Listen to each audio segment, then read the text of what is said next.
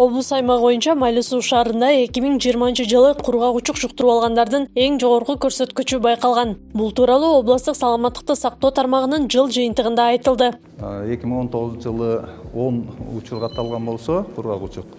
Ал эми 2020 жылы 17 учур болуп, 7 учурга көп катталып атат. Тилекке каршы ошол 17 учурдун 5-өө Россияда иштеген биздин жарандарыбыз.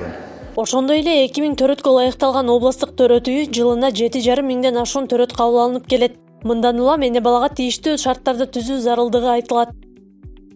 Мындан бирден-бир эми ушул жерде болуп аткан кыйынчылыктын себеби бул мындан бир 5-10 жыл мурун айтылып келген нерселер перинатальный центр курабыз деп. Перинатальный центр ушул жерге курулса, бул нерсе айтылып келет, эми сиздер азыр ушул нерсе боюнча бир катуу жардам берсеңиздер, ушул перинатальный центрдин курулушун баштап ордунан жылдырып алсак, Жалал Абад эли жери үчүн аябай чоң.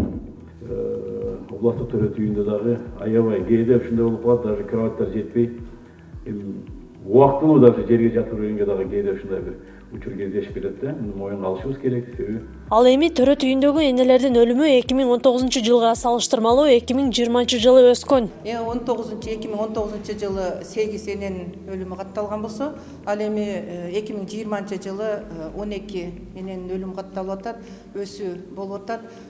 Бул негизинен ошол 12 эненин өлүмүнүн 6 эне бул